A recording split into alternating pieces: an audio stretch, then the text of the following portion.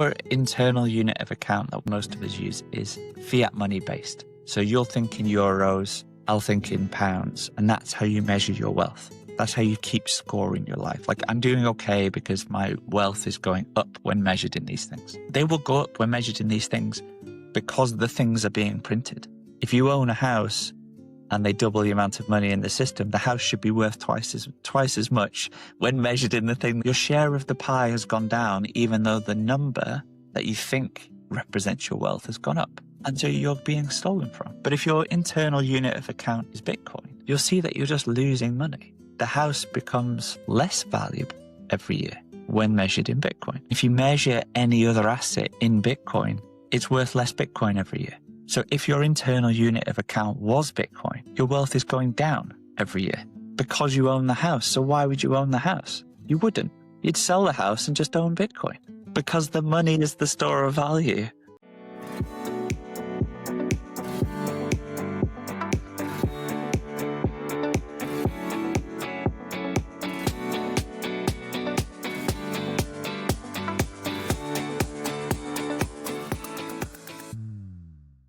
Today, I'm so thrilled to welcome Joe Bryan to MadBitcoin Podcast. Joe is a former Oxford-trained physicist. Then you turned to be Wall Street trader.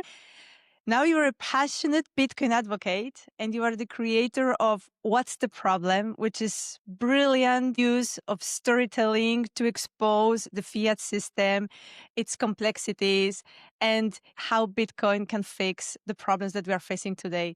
Welcome to the show, Joe. It's such a pleasure to have you here. Well, firstly, thank you for having me on, Aldona. It's nice to get to speak to people in Spain.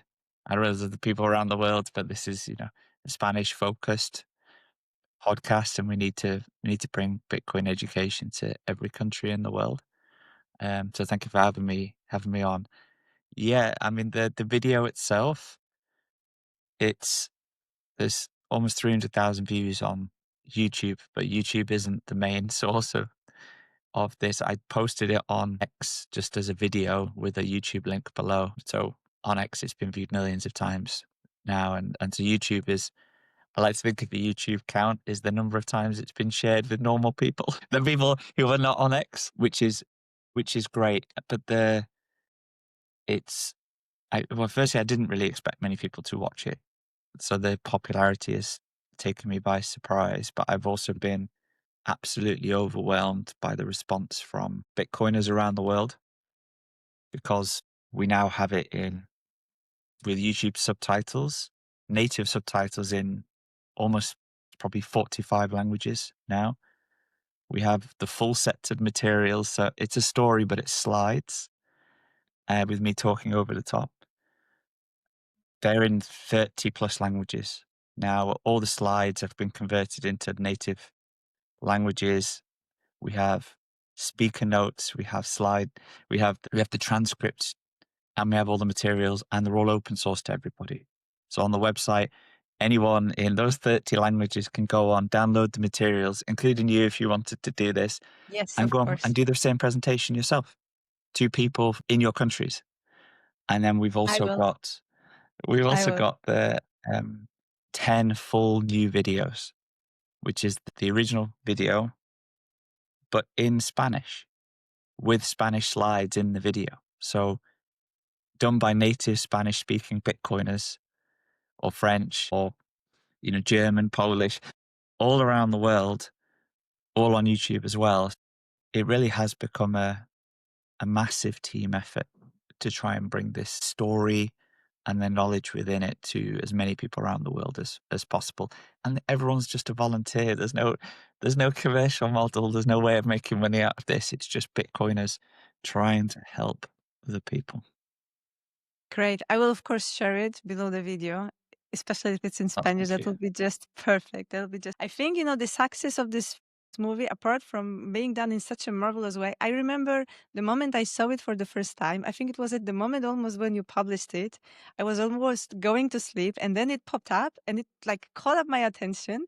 So I started to watch it, and it was like, wow, how can anyone make such a complex issues presented in such accessible way.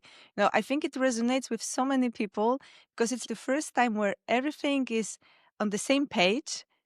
It's like a pill. It's like a pill, like the orange pill, 40 minutes, but it resonates with so many issues, covering so many different fields. I was like, wow, amazed. You were connecting addictions, obesity, the destruction of the family structures, the breakdown of all the social structures that we used to cherish and we used to have as base of oral values. And you suggest it's a very bold claim that it is all caused by the broken fiat system that we live in. Yeah, absolutely. I intended the video to be as accessible to absolutely everybody. So whether you're a child or an old person, whether you've got any financial background, any understanding of money or anything, you can understand it because it's just a story. And the story builds gradually as you go through. So by the end of it, you understand why the world is the way it is and that it doesn't have to be this way. And the world as we see it today is totally distorted from the way it should naturally be. And it's distorted because the money is broken. And the money is deliberately broken. But it's just not obvious. And so, as you say, I start the video with showing a list of problems and saying, these things appear like separate issues, but they're really not. They're all downstream of this single source, the single core problem, which is the biggest problem that we all face. Everybody in every country, of every persuasion, political view, sex, religion, we're all on the same team here. It's like the one thing we're all on the same team for. And it's not whether you're left or right or any of this. We're all subject to it and we're all on the receiving end of the negative outcomes. But it doesn't have to be this way. And so I think for the first time, it helps people connect cause and effect in a way that's very hard to do the other way around. It's very hard to look at a list of problems and infer what the source of all those problems must be. It's much easier in a story to start with a problem and see how that evolves. And you see it evolves into all these other problems. And then cause and effect becomes very clear. And so this is what is weaved through the story. But there's one slide in particular in there, which is the flowchart slide, which Hmm. took me a lot of time to figure out how to communicate this in an accessible way. And it's very hard to make a flowchart seem exciting. But I'm happy with how it came out. But effectively it shows the viewer how you go from having a money which is printable for free to causing these negative social consequences. And the whole structure of the video is that there's two sides of an island, and on one side someone has a big red button. Like I've abstracted the entire financial system into just a giant big red button they can press whenever they want to print extra. Fiatellos is the money they use, currency they use, Fiatellos. And so when Fiatello, who runs this side of the island, when he presses the big red button, he just prints some extra money for the government for free. But that's money everyone else has to work for to earn. And then we go from there into a series of, and that means this, and that means that, and that means that, and then that, and then that. And then all of the social consequences fall out of the bottom. And you just see how we're on the spiral of decline. So, I mean, I'm happy to talk about any of those consequences in particular detail. Is there any you would like to dig into? I don't know. Yes. The one that particularly shocked me was the connection between the health, both physical health and mental health, caused by the broken money.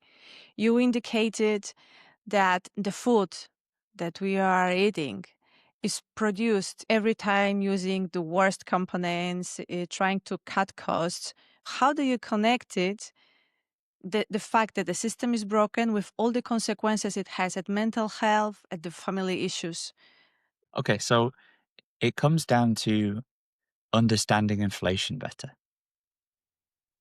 And there's three main impacts that money printing has. So when the government hits their respective big red button and prints more, brings more money into existence, they are stealing your time and energy because you're having to work for something that they can print for free. And I'll just skip over briefly the first one. The first one is that the government then spends this newly printed money in the economy with people connected to the government. So people who supply the government with services. And then this distorts the free market because it looks like demand in those sectors, but it's not demand. It's not real demand. It's just extra money. And so it makes those sectors look more profitable and pulls in entrepreneurs from different parts of the economy who were focused on productive, real demand supply driven price signals to be focused on these distorted ones, but they don't realize they're distorted. And so it makes the rest of the economy less productive. But as they move closer to the government and then the beneficiaries of this first spending of the extra fiatellos, those businesses then spend with other businesses and those people then spend with other people. And so gradually this extra money works its way through the economy and just looks like extra demand for everything, but it's not, it's just extra money. And so gradually it pushes prices up across the economy and all of these different goods and services, getting down to the raw inputs that every business uses. So the cost of a human being, the cost of raw inputs, energy and materials and these sorts of things. Which leads to the second cause, the second downstream impact, which is where all the core social issues fall out, or most of the core social issues fall out of. And that's that every business in the economy is now under pressure because they start seeing their input costs go up because of this newly printed money that's begun to wash around the system.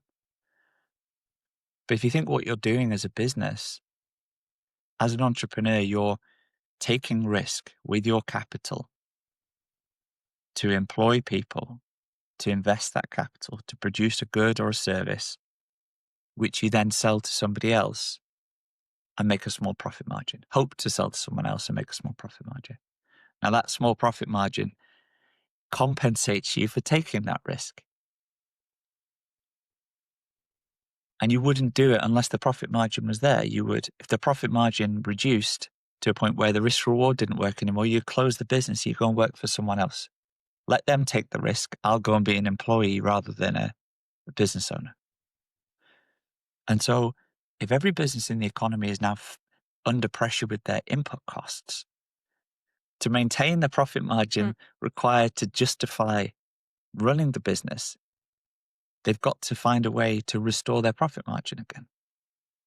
So they've got to, every business is now faced with a choice between three things.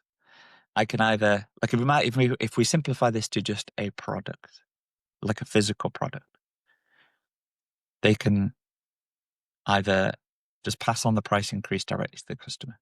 So I'll keep the product the same size and the same quality, and I'll just pass on the price increase. So every business is faced with a choice between three things in order to restore their profit margin required to justify them running the business. Now, this is not them being greedy.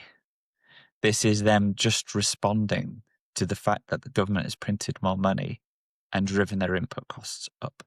So it's not about greedy businessmen. It's about natural human responses when somebody changes your inputs unilaterally. And so if you think about, the easiest way to think about this is with a physical product, but it applies to everything. So if you make a physical product, the obvious thing is just to pass on the price increase. So I say, I'm going to keep my product exactly the same as it was yesterday, same size, same quality. It now just costs the consumer more. I'm going to put the price up. No change at all. The consumer is just worse off. So they feel it in their pocket. Now it's very visible inflation. That's like standard inflation. The business, on the other hand, may say, well, I don't want to put my price up I'll just shrink the product. Yeah. I'll make it 10% smaller, but it's the same quality. And maybe the customer won't notice. Right. Now that's shrinkflation. And it's semi-visible. And we see this in the shops all around us. As every time we go, the products are getting smaller and smaller and smaller. And we get told, oh yeah, that chocolate bar, it used to be bigger because your hands were smaller because you were a child. Yeah. It's like, well, no, that's not the No. case at all. It's now much smaller than it was 10 years ago Yeah. because you've gradually been shrinking. Yeah. And so I would class that as semi-visible inflation. Some people notice it, some people don't, but it has the same impact on the consumer, because if you needed 100 grams of something and now you have to pay the same and you only get 90, then you're either paying the same for less or you're paying more for the same amount. You just have to buy more of it to match what you needed. So it's still inflation. It's just semi-visible, but it still makes the consumer poorer. But the third one is, what if you wanted to keep the price the same and the size the same? Then you'd have to compromise on the input quality in some way. You'd have to find ways to reduce the cost of producing it. Now, the most obvious way is you just fire people. So, you have fewer people involved in the processes. You hire cheaper people, so less skilled, so you have a lower quality output. Or you compromise on the ingredients. And so you move to lower quality components for the product. So if we think about, physical product, something that you would use on an ongoing basis, like a kettle or a lamp or something, anything, you'd see a deterioration in quality, which means it breaks sooner. Things are not built to last anymore. You don't buy it and it lasts 20 years. You buy it and it lasts 2 years. Now that's still inflation. It's just inflation across time. Still, if you're going to own it for 20 years, you have to buy it multiple times. You don't just buy it once. So it's still inflation. It's just not captured in inflation statistics. You're not paying more for it. You're paying the same for it. It just breaks sooner, so you have to rebuy it. This is still inflation. It's just hidden inflation. So you've got visible, semi-visible, and hidden. But even within hidden inflation, you have different types of consequences. So the one we've just described there is like monetary inflation over time, because you have to rebuy it. But what about something you consumed once and once only? So not a kettle that you use every day, but something you consumed just once, like food. You can't reconsume, you can't reuse the food.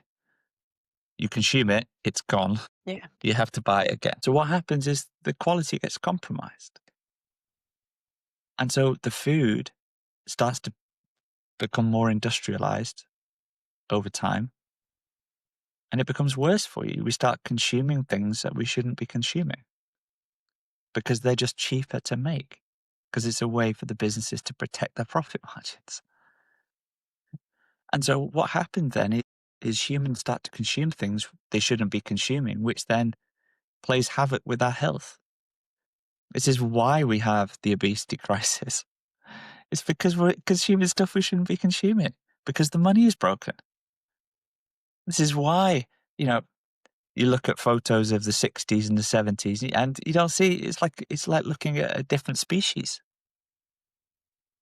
It's because the money's been broken for 50 years. And it's not just obesity, it's the knock-on health consequences as well. And so you get this health crisis, and the government has to find ways to support the population, try and keep them healthy, keep them or treat them long term as opposed to fix them. And it undermines productivity. People can't be as productive. And so it further drives undermining of the economy and requires more money printing to paper over the cracks. And then there's the cycle repeats. So, that's the physical health side. And so inflation we typically think about it just being this monetary thing. And often people say, oh, well, who knows where this inflation comes from? Oh, it's Vladimir Putin, or it's something over there. It's absolutely not. It's just money printing. It is just central banks and governments and the banking sectors backed by the central banks and the governments bringing money into existence for free at the expense of the population. And that drives the inflation. It's the only source of inflation is the money printer. But we should be encouraging people to think about the consequences of inflation being not just money in a lower amount of money in your pocket. It compromises everything, starting with your health. Yeah. You mentioned that this money printing and the destruction of the monetary system is deliberate. Can you please develop on this one? Why do you think it is being done like by purpose? What's the purpose behind? Well, if someone gave you the option to be able to print money for free for yourself and be the beneficiary of it, you would take the option. Right? And so by having the option there, it precipitates the consequences directly. Because if you have the option to compromise the money, even if you say you're not going to do it, in the fullness of time, you will do it. And governments will do it. They'll find a reason to do it. They'll convince themselves it's in the best interest of everybody. The people don't know enough. We have to try and protect them. But the reality is, if you can print money, you can steal energy from everybody else. And so you look around the world today, we have been in a fiat system for 50 years, since 1971, when we came off the gold standard. Now, prior to 1971, all the currencies in the world were exchangeable into dollars, and dollars were exchangeable into gold. But this was all just a set of promises. And so the currencies around the world were restricted to being convertible into gold, either by one step or two steps. So the amount of gold you had determined the amount of currency you could have. And then the US started just printing the money because people don't use gold, they just use paper. And they keep the gold in the vaults. And no one ever asked to convert it, so they just printed more money, just printed more paper. Now, having access to the money printer means that you can finance anything. So if you're a central bank or a government, you really don't have to worry about balancing your budget. You can legitimize and pay for anything. And then when the bills come due, you go and point the finger at the population, say you need to pay more taxes, or you need to compromise in some way. But the reality is they can just print more money. And so the whole thing is just monopoly money. It's entirely monopoly money. Now, we work for bits of paper that someone can print for free, that have no connection whatsoever to the real world or real world constraints in any way whatsoever. And we pay taxes to uphold the illusion that taxes are required to make this system work. And it's all about control. It's about control. And central banks around the world, they all target 2% inflation. 2%. 2% inflation. And they justify targeting at 2% inflation because all the other banks, central banks, target 2% inflation. But that just means it's 2% theft every year of your purchasing power.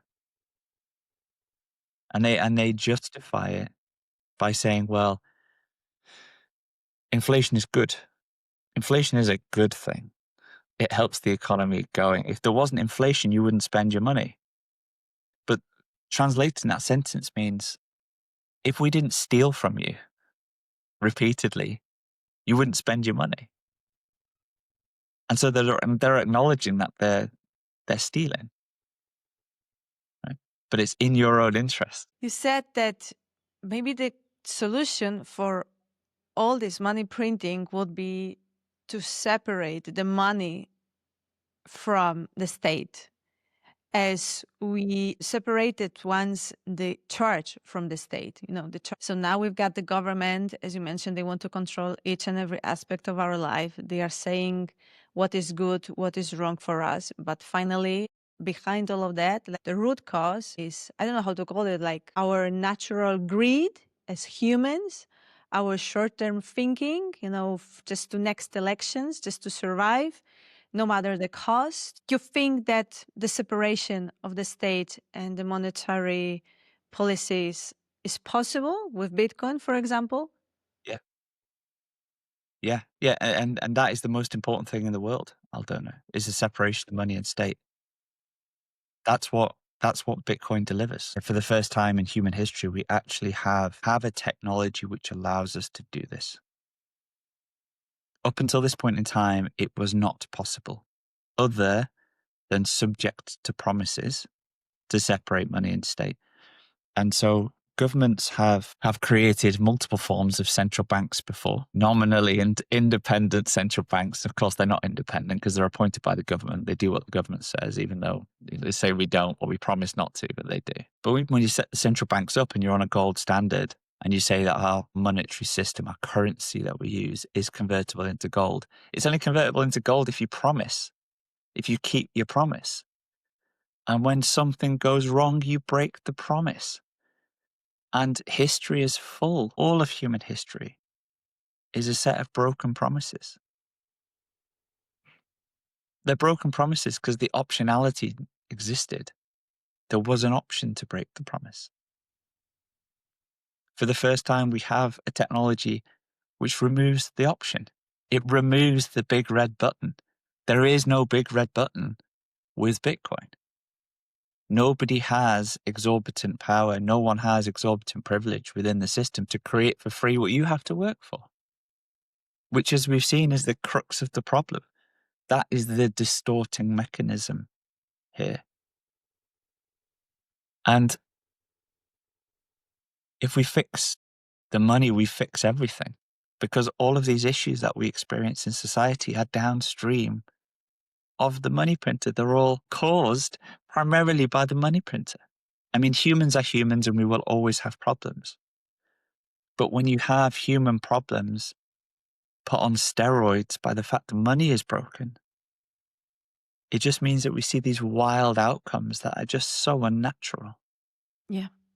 Still, people that are defending this way of doing things, they live out of the system. We are very special. I'm not doing special like in very special, but we are thinking a totally different way. The fact that we are here, we're people that like to take action, that don't wait for someone to save us. We take the responsibility of our lives. But there are a lot of people that are just choosing during all their lives the shortcut. They are choosing like the easiest way, and the easiest way is to look at the government to solve all my problems. I can see a lot of this attitude. Everyone is looking at the government to solve their lives, with housing, with the job, with the education. Everything is the fault of government, of bad entrepreneurs. The entrepreneur is the worst figure on the map. But this is a direct result of the money printer. When you have access to a big red button as a government and you can print money for free, you create problems which you then hold yourself out to be the solution for. And then it makes you print more money. And you justify your So existence as a politician. Yeah. So we print the money, we cause the problems. Oh, government's here to fix the problems. More people look to the government prints more money to solve those problems, but actually can't solve them, just makes them bigger and then creates more problems. And then the solution is that people look at the government and say, look, you now need to solve these other problems. So they print more money. And so the money printer leads to the gradual destruction of everything because it destroys the free market. The free market doesn't exist anymore because it makes the money printer gives the government unlimited room for growth. They can grow forever. And you see this, budgets never go down. Budgets never go down. The government just gets bigger and bigger and bigger and bigger, and now employs probably 50% of the population in one form or another. This is socialism. Yeah. This Totally. ends with the government owning everything. Everyone looking to the government, the total destruction of private property. The government don't educate. The government begin to control education fully from top to bottom. They control health. They control, all of these human rights. None of these things are human rights whatsoever. A human right, nothing could be a human right if it requires somebody else to do it for you, because it's just slavery. Health care is not a human right. Education is not a human right. Because how do you deliver it? You force a doctor to do it, or you force a teacher to do it. That's slavery. You can't have a human right that requires somebody else to do something. Yeah. Now in Spain, But it's the government, forbidden to homeschooling. If I want to homeschool my girl, I would be taking the custody. So I will be that is looked at outrageous. as the bad mother. Because It's outrageous. they don't It's have the indoctrination. access to her and to indoctrinate her. And it doesn't matter if you're in a public or a private school. There is like this agenda, and it's like bam, bam, bam, bam on a daily basis. Yeah. But this is because the state just grows and grows and grows in power. And it attracts people who are have very high opinions of themselves, that they know better about how to run other people's lives than the people whose lives they're trying to run. It's constantly, the growth in the government is justified by, social justice or equal opportunities or all of this stuff. And of course, people should have equal opportunities. It doesn't mean equal outcomes. Right? There's a big difference between equal opportunities and equal outcomes. Yes, but this is where your If it's freedom equal ends outcomes, up. it's communism. And this is where your freedom ends up, because, you don't have any option. You have to follow the rules. You have to follow their indications. This is like justice, but more justice, more slavery on the other side, because I cannot choose anymore for the good of everyone, in the name of good for everyone, you have to follow, because if not, you are not good for the society. Exactly. But they're not good for society because they're just stealing everything. They're stealing everything over time. And everyone watching this knows that's the case. Maybe they haven't articulated it or faced it themselves, but they know deep down the state is just stealing everything. When the state drives inflation, they are stealing your purchasing power. They're stealing your time and energy. They're stealing your life. You have worked for something that you cannot save because they devalue every single day. And people just need to wake up, because the only way to protect yourself is to own Bitcoin. It's the only way, because it's the only thing they can't print. It's the only thing nobody can print. And it's also the only thing they can't take away from you. They can take everything else. They can take your children. They can take your home. They can take your business. They absolutely will take all the money in the bank, either by debasing it, by printing more and stealing it without having to access your bank account, or they'll block you from your bank account, or they'll bail you in for the good of the nation. It's because they just printed too much money, and there's no sense of restraint. There's no accountability whatsoever on behalf of the government. We live in an Ayn Rand novel, unfortunately. I don't know whether you have read Yes, I read Atlas all Shrugged. of them. Some of them I Atlas read Shrugged twice. is tough. Like, it was written 70 years ago, and it's like more actual than ever. I was born in Poland, in the communism, so I lived it. I remember those times. And then I came here like 20, 30 years later, everything happens the same way. So we are like heading towards it, and nobody realizes that. I think that the main issue is that people they're not educated, they don't know the history, they don't know how to connect the dots. And it's really, worrying, And you mentioned also once that, this economic and financial system is created in such a difficult way, also by purpose, so that nobody understands really what is going on. So you're always looking for someone to blame, but you don't understand the real cause That's why I think that your video is so important, because people just don't understand this basic thing, that the cause of everything is money. It's not your neighbor. It's not the other government, whether it's right or left or green or yellow. It's not that. It's not the entrepreneur. It's not the owner of some company. No. Absolutely. And it's because the state is the beneficiary. They're not going to explain it to anybody. Yes, of course. They force you into their schools where they educate you that inflation is necessary. And they don't tell you about the dangers of socialism. You get told about the dangers of fascism. Right? And I'm sure that's also the case in Spain, given your history there as well. You don't get told about the dangers of socialism because that's the weapon of the state. And so the line between socialism and fascism is the political spectrum is really just a circle. And communism and fascism are brethren, right? They both extinguish the rights of the individual and make the state the center of everything and steal everything from all the citizens. There's no difference. Communism just kills more people. And Makes Nazism everyone were poor. Everyone's socialists. poor or dead or both. Yeah. But that's the outcome. But it's the centralization of power, ever-growing power at the level of the state because they have access to a big red button. And so you have to opt out. You have to opt out. Bitcoin is the only thing you can own and truly own. Nobody can take it away from you. It's just, you can carry it around in your head. Nobody can stop you sending or receiving it to anyone in the world. No one even knows you have it or don't have it. You can carry it in your head across borders. Right? It's just information.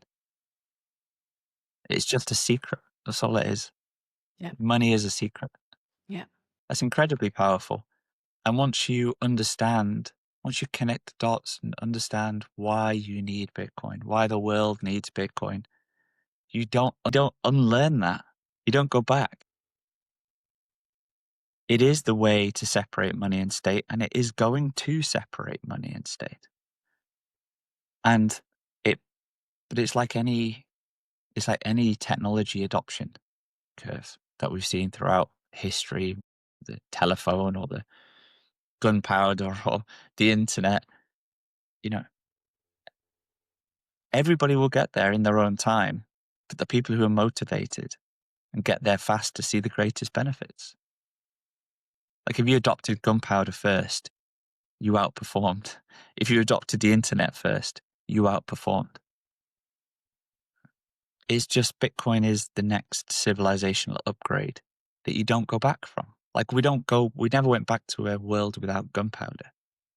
We just have no more powerful weapons. We're not going back to a world without the internet. It's just improvements on it. We're never going to go back to a world without Bitcoin. It's just going to eat and consume everything because everything is so inferior. And the more people that adopt Bitcoin, the more people that reject Fiat, the faster Fiat will die. But it's going to die. And so if you want to protect yourself, you want to protect your family, then you have to engage with Bitcoin. You have to learn about Bitcoin.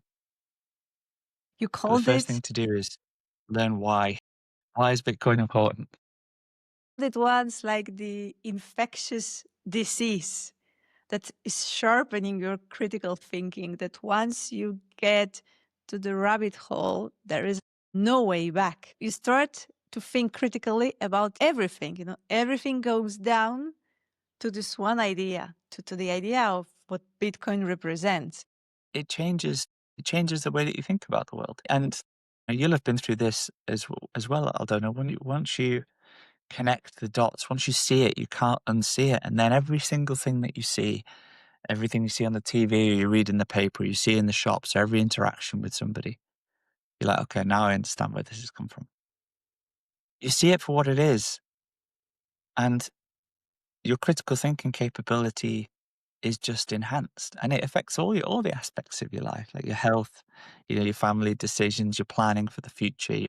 Every single economic decision that you make becomes improved, because there's very few decisions in our lives that are not connected to the money in some way or another.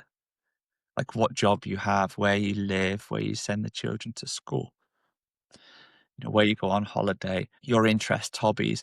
Most of them are related to some financial aspect of something, the amount of money you can save or the amount it's going to cost, or your relative trade-offs or your ability to save, all of these different things. And so everything's corrupted. If the money's corrupted, all your decisions are corrupted. And so opt out. Take control of your money. The government is never going to voluntarily give up access to a big red button. But we don't have to wait for them to give up voluntary access to a big red button. We can all just separate money and state independently. Just own Bitcoin. They are going to print money forever. They are going to print euros forever. The purchasing power of the euro is going to zero over time. And that's not a controversial statement because everybody already knows it's true. Like you could pick probably anybody listening to this podcast right now, and they would, when they reflect on it, would agree with that statement. Because they know they cannot put money in the bank and the purchasing power remains steady over time. If you put 100 euros in the bank today, next year it has the purchasing power of 90 or maybe 95 if you're lucky. And so inflation is not 2%, it's more like 8%. It's what we see in the shops. And if it's 8% next year and 8% the year after and 8% the year after and 10% or 5%, eventually the money's not worth anything. That 100 euros buys 90 next year. It buys 81 the next year. It buys 74 the next year. It never reaches zero until they pull the plug on the currency. But it tends towards zero over time. So you will lose all of your purchasing power, which means you lose all of that time and energy that you expended earning that money gets stolen. So they're stealing your life. They're stealing your time and energy, the time that you could be focused on with your family or building things that instead you're having to work. They're taxing it up front and then they're stealing the rest over time. It's just slavery. People That's all it don't is. realize And the that. money you have in the bank, you can't even access. You can get the money in the bank if the bank says it's okay and the government says it's okay. So Yeah. it's not even yours anyway. Yeah. The system is so screwed up. So screwed up. Or we take it for granted because we've grown up inside the fishbowl and we've been indoctrinated. We've been told at every step of the educational process that you need inflation. And all you see in the media is government-backed narratives. The media just doesn't, media is connected and funded from people who have access to the big red button. So they're not going to explain the negative consequences of the big red button. They're going to fall in line with the people who are benefiting directly or indirectly from the big red button. But like once you see it, it becomes so obvious. Anyway. No, I cannot watch news anymore. I'm only watching it just to like see to what degree the propaganda has Yeah. entered. It's terrible. It's all paid with my hard-earned money, stolen because in Spain it's 55% of my salary is gone before it comes to my account. 55%. I'm like, what the hell?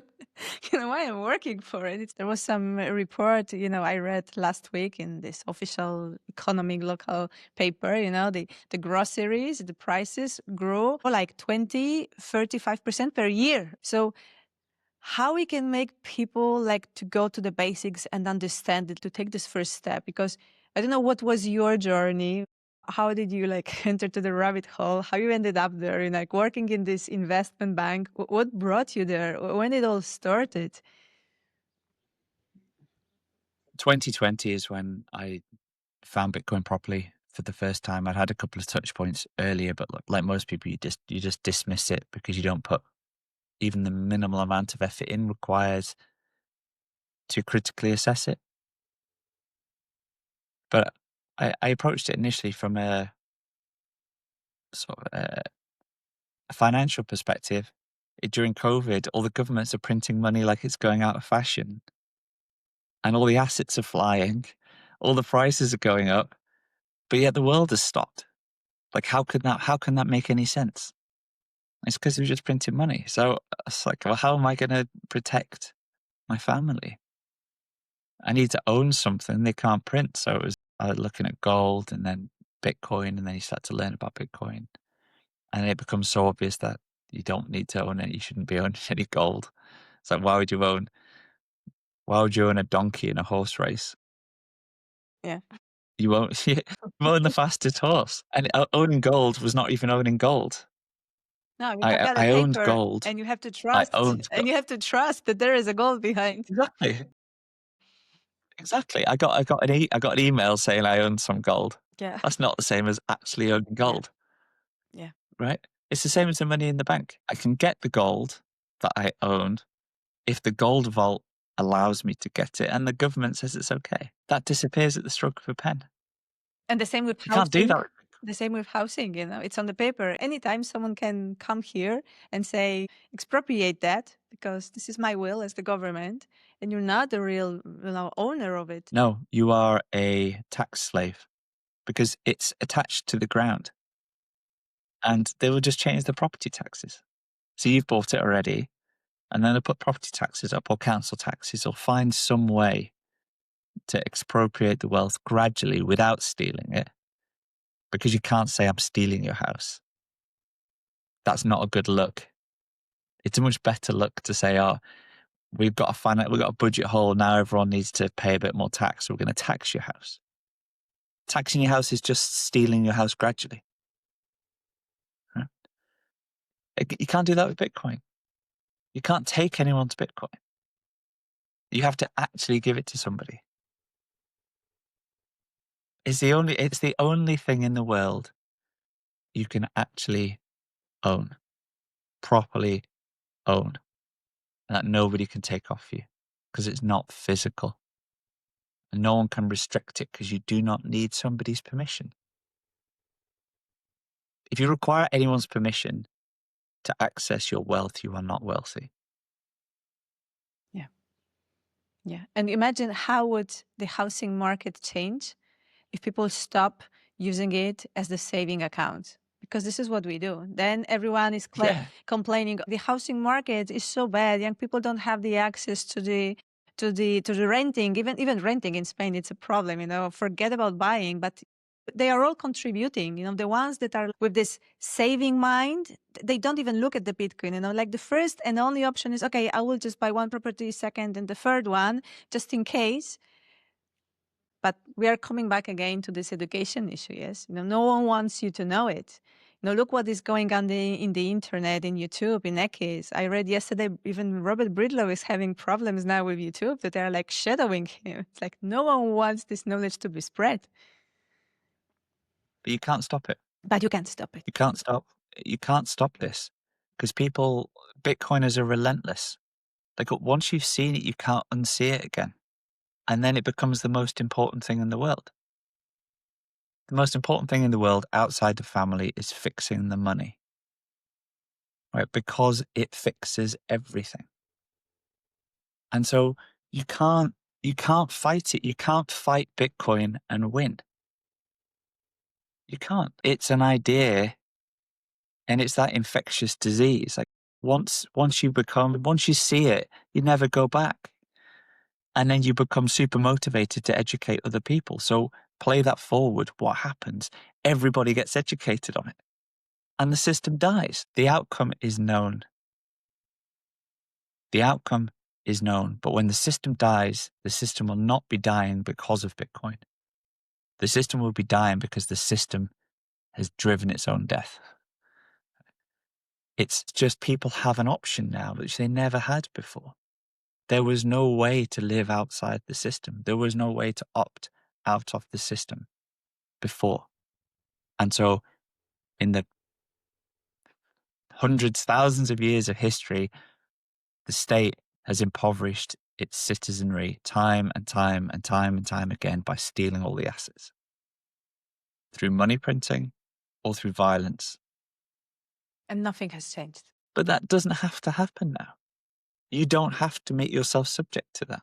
You can opt out. You can own Bitcoin, and they cannot take it. You just leave. If they do that, you just leave. And you can't take your house because it's attached to the ground.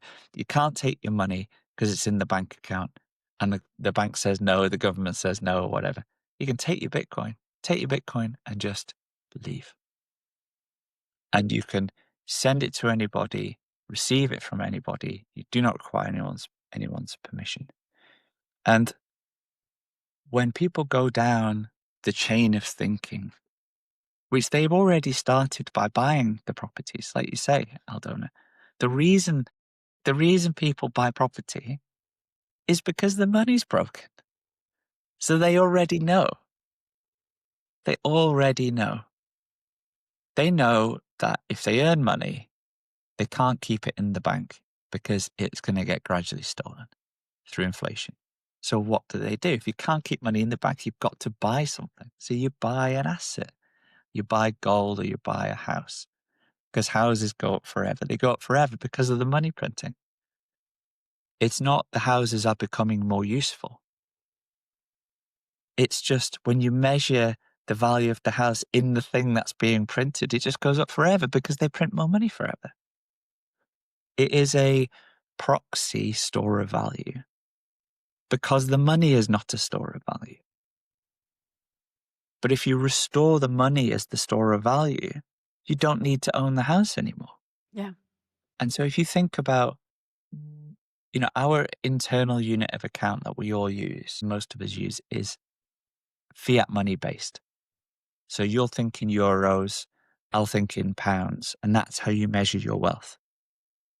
That's how you keep score in your life. Like, I'm doing okay because my wealth is going up when measured in these things. They will go up when measured in these things because the things are being printed. If you own a house and they double the amount of money in the system, the house should be worth twice as much when measured in the thing they've just doubled in quantity. But it's in Doesn't mean the nominal house is terms, more not the valuable. real terms. No, your share after taxes, after the running costs, things, your share net is lower than it was before. Your share of the pie has gone down, even though the number that you think represents your wealth has gone up. And so you're being stolen from. It's just at a lower rate than if you didn't own the house and kept the money in the bank. You're losing at a lower rate, but you're still losing.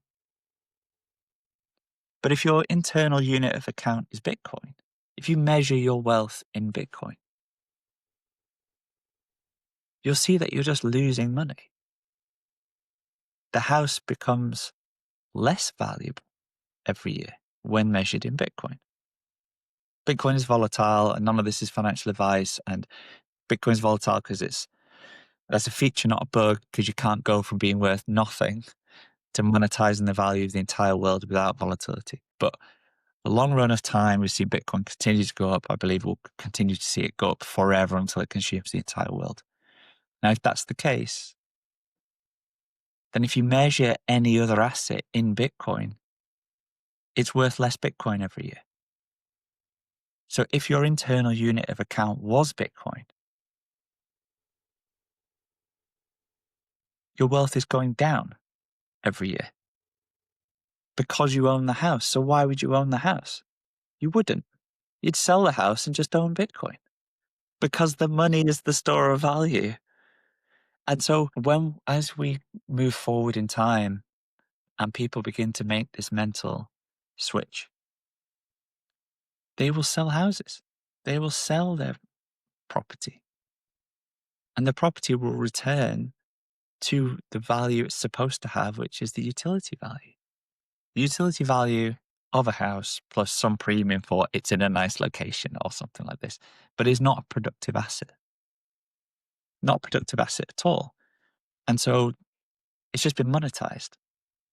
And that will reverse as Bitcoin gradually consumes the world. But there's actually knock-on consequences there, which are actually quite important. So if you think about not just owning, because we're talking about here somebody who is buying extra property to sort of protect themselves, protect their savings.